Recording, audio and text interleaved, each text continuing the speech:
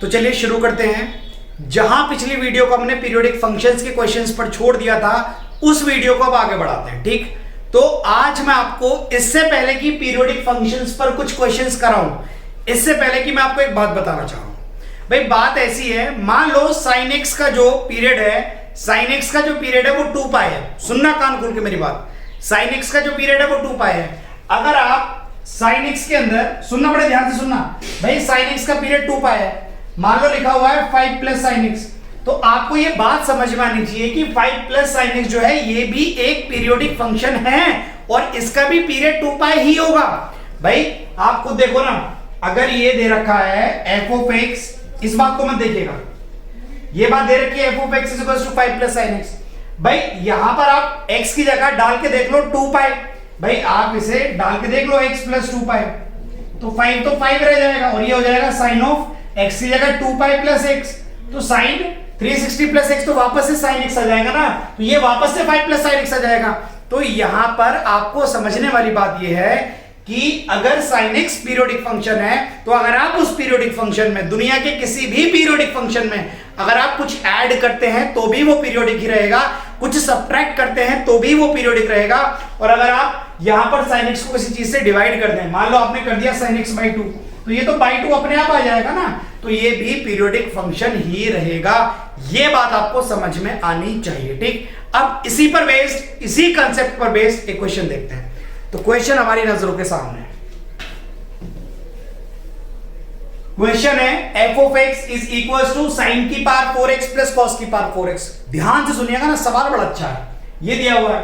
एक काम करते हैं, इसे सिंपलीफाई कर सकते हैं, उतना सिंपलीफाई जितना हम कर पाए। तो देखिएगा जरा, ये हो जाएगा f of x is equal to क्या हो जाएगा भाई, इसे लिख सकते हैं sine square plus cos square का भी होल स्क्वायर। तो sine square plus cos square का जब होल स्क्वायर खुलेगा तो क्या क्या आएगा, साइन की पावर 4 आएगा प्लस कॉस की पावर 4 आएगा, 2 कॉस स्क्वायर साइन स्क्वायर फालतू आ जाएगा, तो माइनस कर दो 2 साइन स्क्वायर कॉस स्क्वायर।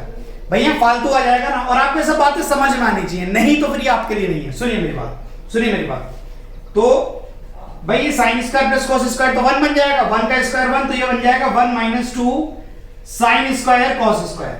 ठीक, अब इस साइन स्क्वायर को तोड़ के साइन साइन कर दो, कॉस स्क्वायर को तोड़ के कॉस कॉस कर दो, और 2 से डिवाइड और 2 से मल्टीप्लाई और कर लो, तो 2 साइन कॉस क्या बन जाएगा, साइन 2x, 2 साइन कॉस क्या बन जाएगा, साइन 2x। तो ये हो जाएगा fx हो जाएगा 1 माइनस भाई sign 2x into sine 2x का हो जाएगा साइन 2x का होल स्क्वायर डिवाइडेड बाय 2। ऐसा हो जाएगा, ऐसा हो जाएगा। सिर्फ इस चीज के नीचे 2 है तो इस चीज के नीचे 2 आएगा। अच्छा, साइन 2x का होल स्क्वायर को आप लिख सकते हैं साइन स्क्वायर 2x, ऐसे भी तो लिख सकते हैं।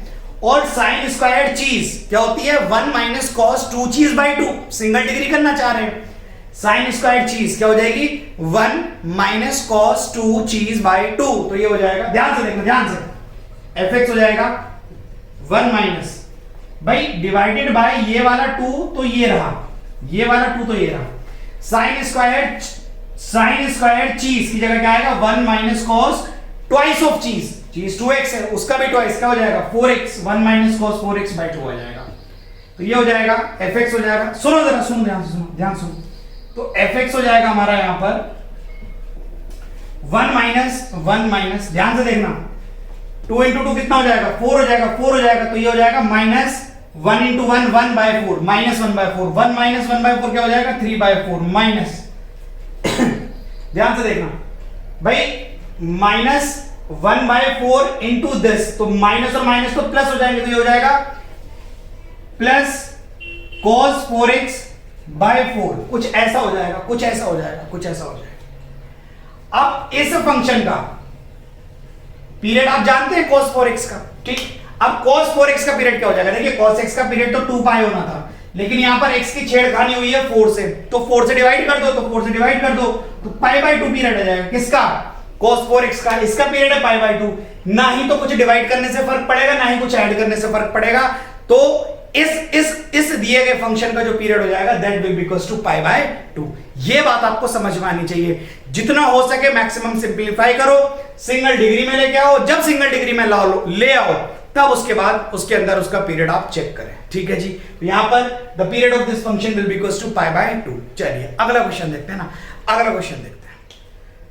तो चलिए अगले क्वेश्चन की बात करते हैं ना। तो अगला क्वेश्चन कह रहा है फाइंड द पीरियड ऑफ, और हमें फंक्शन दिया गया है cos of 2x/3 minus sine of 4x/5। ठीक, तो यहां पर आप देख सकते हैं कि cos की अगर बात करूं तो उसके अंदर जो है वो लीनियर है और उसके साथ भी छेड़खानी हुई है।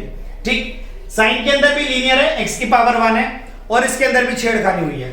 अब अगर cos चीज होती यानी cos x होता तो उसका पीरियड तो मुझे पता था 2 पाई, साइन x होता तो उसका पीरियड भी मुझे पता था 2 पाई, लेकिन अभी इसका पीरियड जो हो जाएगा वो कुछ अलग और इसका पीरियड कुछ अलग। तो cos x होता तो पीरियड होता 2 पाई, लेकिन x का कोफिशिएंट 2/3 से मुझे क्या करना पड़ेगा, डिवाइड करना पड़ेगा, dividing by the coefficient of x that is 2/3। 2 से 2 कट जाएगा तो ये हो जाएगा 3 पाई। कितना हो जाएगा, 3 पाई। ठीक, यहां पर जो पीरियड होना था वो तो 2 पाई होना था, लेकिन x का कोफिशिएंट कितना 4/5 से डिवाइड करना पड़ेगा, तो ये हो जाएगा 2 से 2 जाएगा, ये हो जाएगा 5 पाई/2। ठीक, अब अगर ऐसा है कि एक फंक्शन में सब्ट्रैक्ट हुआ है दूसरा फंक्शन, या एक फंक्शन में ऐड हुआ है दूसरा फंक्शन, और दोनों का आपको कंबाइंड पीरियड बताना है, तो आप करिएगा ये कि एक का इंडिविजुअल पीरियड निकाल लीजिएगा, दूसरे का इंडिविजुअल पीरियड निकाल लीजिएगा। अब जब दोनों का पीरियड आपने निकाल लिया हो तो दोनों का आप पहाड़ा पढ़ के देखिएगा, दोनों का टेबल पढ़ के देखिएगा, और जहां दोनों की बात कॉमन आ जाए वो आपका जवाब हो जाएगा। ठीक, यानी कि इस पीरियड का भी टेबल पढ़िएगा, इस पीरियड का भी टेबल पढ़िएगा, और जो कॉमन आ जाए, ठीक है, वो आपका जवाब हो जाएगा। कैसे कैसे कैसे, इसका पहाड़ा पढ़ते हैं 3 पाई का, तो 3 पाई का जो पहाड़ा हो जाएगा, पहाड़ा टेबल आप जानते हैं, जैसे 2 का टेबल क्या होता है, 2 1 जा 1, 2 1 जा 2, 2 2 जा 4, 2 3 जा 6, 2 4 जा 8। ठीक है, यानी जिसका पहाड़ा पढ़ना है पहले उसे 1 से मल्टीप्लाई करेंगे, फिर उसे 2 से मल्टीप्लाई करेंगे, फिर उसे 3 से मल्टीप्लाई करेंगे, फिर उसे 4 से मल्टीप्लाई करेंगे, फिर उसे 5 से मल्टीप्लाई करेंगे, फिर उसे 6 से मल्टीप्लाई करेंगे, ऐसे पहाड़ा पढ़ा जाएगा। अच्छा, इसका भी पहाड़ा पढ़ना पड़ेगा, ये क्या 5/2 बोले तो 2.5 पाई, तो 2.5 पाई 1 जा 2.5 पाई। ठीक, 2.5 पाई इंटू 2 तो क्या हो जाएगा 5 पाई, 5 पाई, समझ रहे हो, 2.5 पाई इंटू 1 तो 2.5 पाई, इंटू 2 तो 5 पाई, इंटू 3 तो 7.5 पाई, फिर कितना हो जाएगा इंटू 4 10 पाई, दिस इंटू 5, ठीक है 12.5 12.5 पाई, इंटू सुनते रहना इंटू 6 कितना हो जाएगा 15 पाई। तो आप देख पा रहे हैं दोनों में 15 पाई जो है वो पहला नंबर ऐसा आ गया जो दोनों पहाड़ों में कॉमन आ गया। ठीक है, तो इन दोनों का जो कॉमन हो जाएगा, ठीक है, जो कॉमन पीरियड हो जाएगा वो कितना हो जाएगा 15 पाई। तो इस दिए गए फंक्शन का जो पीरियड हो जाएगा वो हो जाएगा 15 पाई। मैं फिर बताता हूं, आपने दोनों के इंडिविजुअल पीरियड्स निकाले, दोनों इंडिविजुअल पीरियड्स निकालने के बाद इस पीरियड का भी पहाड़ा पढ़ना शुरू किया, इसका भी, जहां कॉमन पहाड़ा आ जाएगा, जहां कॉमन टेबल आ जाएगा, जो कॉमन नंबर दोनों में मिलेगा, that will be your answer. इसे करने का दूसरा तरीका क्या है, दूसरा तरीका क्या है भैया, आप ऐसे करके देख लें, भाई इसका पीरियड तो 3 पाई आ रहा है, भाई इसका पीरियड आ रहा है 3 पाई, इसे 3 पाई बाय 1 लिख सकता हूं, इसका पीरियड आ रहा है 5/2 पाई। ठीक, अब आप ऐसा देखो, पाई और पाई तो दोनों में कॉमन है, उसे तो रोक लो। ठीक, अब आप ऐसा कर सकते हो कि न्यूमरेटर का तो आप एलसीएम ले लो, LCM of numerator divided by denominator का आप एचसीएफ ले लो, एचसीएफ ऑफ डिनोमिनेटर। ठीक है, एलसीएम का न्यूमरेटर का मतलब ये है कि आप ऊपर वाले का 3 का एलसीएम ऑफ क्या लो 3, 5, ऊपर वाले दोनों का एलसीएम लो और नीचे वाले का आप एचसीएफ लो। तो एचसीएफ किसका, डिनोमिनेटर का, और डिनोमिनेटर का एचसीएफ क्या हो जाएगा 1, 2 का एचसीएफ जो आएगा। तो दोनों में एलसीएम क्या है 3 और 5 का, 3 लोएस्ट कॉमन फैक्टर क्या है 15 है, तो 15 आ जाएगा एलसीएम। हाईएस्ट कॉमन फैक्टर क्या 1 और 2 में 1 है, तो 15/1 कितना आ जाएगा 15। दोनों में पाई कॉमन लिया तो कितना आ जाएगा 15 पाई आ जाएगा। तो अगर दो रैशनल नंबर दिए गए हैं तो दोनों के न्यूमरेटर का एलसीएम ले लो, दोनों के डिनोमिनेटर का एचसीएफ ले लो। ठीक है जी, तो LCM divided by HCF will be your required answer. ये बात आपको समझ में आनी चाहिए थी। ठीक, अगला क्वेश्चन देखते हैं अगला क्वेश्चन। ठीक, तो चलिए अगला क्वेश्चन देखते हैं। तो अगला क्वेश्चन दिया हुआ है f of x is equals to sin x plus cos के अंदर √2x। इसका आपको पीरियड बताना। देखिए पहले तो आप एक बात दोबारा समझ लीजिए, पहले भी मैंने जिक्र किया था, मैं दोबारा जिक्र कर देता हूं। अगर साइन के अंदर x है, साइन के अंदर cos के अंदर हमेशा x की पावर 1 होनी चाहिए, तभी आप उसका पीरियड निकालना संभव समझ पाएंगे, नहीं तो नहीं। अगर यहां पर होता √2 √x, फिर तो उसका पीरियड ही नहीं निकलता ना भाई। cos √x का कोई पीरियड नहीं है ना, वो पीरियोडिक फंक्शन नहीं है। आप इस बात को समझिए, ठीक। तो मेरी बात सुनिएगा, इसका पीरियड निकालना है तो sin x का पीरियड कितना हो जाएगा 2 पाई, cos x का पीरियड कितना हो जाएगा भाई, ये हो जाएगा, होना तो 2 पाई था लेकिन किससे डिवाइड हो जाएगा √2 से। अब इनके पहाड़े पढ़ने शुरू करो भाई। 2 पाई का पहाड़ा क्या हो जाएगा 2 पाई, 4 पाई, 6 पाई, 8 पाई, 10 पाई, 12 पाई, ऐसे जाएगा। इसका पहाड़ा क्या हो जाएगा भाई 2 पाई बाई √2 इंटू 2 करोगे तो कितना आएगा 4 पाई बाई √2, फिर क्या आएगा भाई, सुनो जरूर, क्या आएगा 6 पाई बाई √2, फिर कितना आएगा 8 पाई बाई √2, फिर कितना आएगा, ठीक, 10 पाई बाई √2। आप देख पा रहे हैं नीचे √2 आ रहा है, तो इन दोनों में कहीं भी ऐसा कुछ नहीं आएगा जो दोनों में कॉमन आ जाए। तो इसका मतलब ये हुआ कि ये फंक्शन जो है वो पीरियोडिक नहीं है, ठीक। अब सर इसे एलसीएम एचसीएफ वाले से करके दिखाना, मैं आपको बता देता हूं भाई। ये है ना, ये है, ठीक। अब इसमें ये 2 पाई बाई 1 लिखा हुआ है, तो ऊपर वालों का एलसीएम, तो 2 पाई को तो हटा दो, 2 और 2 का एलसीएम कितना हो जाएगा भाई, 2 और 2 का एलसीएम क्या हो जाएगा 2 ही हो जाएगा, ठीक। अब एचसीएफ निकालना है, एचसीएफ निकालना है, ठीक है। तो 1 का और √2 का, समझ रहे हो, 1 और √2, एक तो है रैशनल और एक है इररेशनल। तो इनका जो एचसीएफ है वो निकालना संभव नहीं है। रैशनल और इररेशनल का जो एचसीएफ है वो निकालना संभव नहीं है। तो एचसीएफ ऑफ 1 और √2 जो है वो संभव ही नहीं है। यही कारण है कि ये फंक्शन पीरियोडिक नहीं है, इसका पीरियड निकालना हमारे लिए संभव नहीं है, ये पीरियोडिक नहीं है, कोई इसका पीरियड नहीं है, ठीक। चलिए अगला क्वेश्चन देखते हैं। तो चलिए अगला क्वेश्चन देखते हैं ना। तो अगला क्वेश्चन जो है वो लिखा हुआ है, ठीक। उससे पहले एक बात मुझे आपको बतानी है। देखिए कुछ फंक्शंस का मैं जिक्र कर देता हूं जो पीरियोडिक नहीं होंगे, ठीक, वो आपको समझने पड़ेंगे, ठीक है। साइन ऑफ √x जो है ना वो पीरियोडिक नहीं हो सकता, वो पीरियोडिक नहीं होगा, आप समझिए इस बात को, ठीक। देखिए cos x जो है वो पीरियोडिक है, लेकिन अगर उसमें x की मल्टीप्लाई कर दो, जहां भी आपको अलजेब्रा मल्टीप्लाई हुआ मिलेगा ना, जहां भी अलजेब्रा मल्टीप्लाई हो जाएगा वो पीरियोडिक नहीं होगा, वो पीरियोडिक नहीं होगा भाई। x cos x जो है वो पीरियोडिक नहीं है, वो पीरियोडिक नहीं है। तो ये छोटी छोटी बातें हैं जो आपको समझनी पड़ेंगी। साइन √x नहीं है पीरियोडिक, क्यों, क्योंकि √x जो है x की पावर जो है वो 1 ही होनी चाहिए हमेशा, to be a periodic function. x cos x भाई ये पीरियोडिक फंक्शन है, इसमें अलजेब्रा का मल्टीप्लाई हो गया, जहां जहां अलजेब्रा का मल्टीप्लाई हो जाएगा ना, आप समझिए ना 2 पाई माइनस x, तो x हो जाएगा ना 2 पाई माइनस x, बिगड़ जाएगा मामला, ये 2 पाई प्लस x मामला बिगड़ जाएगा। तो ये पीरियोडिक नहीं है। तो आप इस बात को समझें कि अगर इस तरीके से है तो ये पीरियोडिक नहीं है, ठीक। अब जरा सवाल पे कॉन्सेंट्रेट करते हैं। सवाल ये कह रहा है find the value of a की वैल्यू बताइएगा जब f of x this is periodic, जब ये फंक्शन पीरियोडिक होगा। भाई फंक्शन ध्यान से देखो कैसा है, फंक्शन कैसा है, लीनियर है, लीनियर है भाई, x की पावर 1 है, फंक्शन लीनियर है। और लीनियर फंक्शन यानी कि कोई लाइन कभी भी पीरियोडिक नहीं हो सकती, कभी भी कोई लीनियर फंक्शन पीरियोडिक नहीं हो सकता। भाई आपको ये बात समझ नहीं आ रही, भाई कोई भी लाइन जो है वो पीरियोडिक कैसे होगी, वो पलट के आएगी नहीं, वो पलट के आएगी नहीं, ठीक। तो एक लीनियर फंक्शन कभी भी पीरियोडिक नहीं हो सकता। तो सर कैसे a की वैल्यू निकालेंगे जब ये पीरियोडिक है? एक काम करिए ना, लीनियर में x के कोफिशिएंट को 0 बना दीजिए। तो x का कोफिशिएंट अगर 0 हो जाएगा तो 0 इंटू x 0 हो जाएगा, तो क्या बचेगा, कांस्टेंट बचेगा। और जो कांस्टेंट फंक्शन है वो हमेशा पीरियोडिक होता है। Constant function is always periodic, ठीक है, लेकिन उसका कोई पीरियड जो है वो नहीं होता। क्योंकि मैं आपको बताऊं, मान लो कोई फंक्शन दिया हुआ है x = 2, तो ये पीरियोडिक है। भाई आप कोई छोटी सी फोटो काट दो, ये छोटी सी फोटो आपने काट दी, सेम फोटो रिपीट हो रही है, सेम फोटो रिपीट हो रही है, ठीक है, तो ये पीरियड हो गया। बच्चा बोलता है सर और छोटी फोटो काट दो, और छोटी फोटो, सर देखो हर छोटी फोटो चिपक रही है, आप कितनी भी छोटी फोटो काट दो वो छोटी फोटो रिपीट होती चली जा रही है, वो छोटी फोटो जो है वो रिपीट होती चली जा रही है। इस बात को आप बखूबी समझ रहे हैं, ठीक। लेकिन जितनी भी छोटा नंबर आप पॉसिबल है जो आप निकाल पाएंगे, उसे आप 2 से 3 से 4 से डिवाइड करेंगे तो वो और छोटा हो जाएगा, वो और छोटा हो जाएगा। तो कोई भी कांस्टेंट फंक्शन जो होगा वो पीरियोडिक होगा, बट उसका कोई फंडामेंटल पीरियड नहीं होगा, कोई मिनिमम वैल्यू नहीं होगी जिस पे वो रिपीट कर रहा होगा, क्योंकि हर छोटी वैल्यू को 2 से डिवाइड या 3 से डिवाइड करने के बाद वो और छोटी हो जाएगी, ठीक। तो हमसे ये पूछा गया था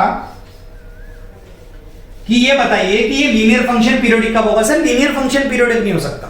अगर आप इस फंक्शन को कांस्टेंट फंक्शन बना सके तो पीरियोडिक हो जाएगा। कांस्टेंट कब बनेगा? जब x का कोएफिशिएंट 0 बनेगा। तो a + 3 0 कब बनेगा? जब a - 3 बनेगा। a को -3 पुट करिएगा, ये तो 0 हो जाएगा। ये कितना आ जाएगा भाई? ये हमारा कितना आ जाएगा? ये a की वैल्यू तो निकालनी थी, a की वैल्यू तो निकालनी थी, तो कितनी आ गई? -3 आ गई, -3 आ गई। यहाँ a की वैल्यू रखिएगा -3, -3 × 5 -15, तो f ऑफ x क्या आ जाएगा? -15 आ जाएगा। तो -15 इज अ पीरियोडिक फंक्शन, ठीक है, विद नो फंडामेंटल पीरियड। ये आपको समझ में आना चाहिए, ठीक। चलिए, ये समझ आया, अब इसकी बात करते हैं, ठीक। सुनिएगा तो,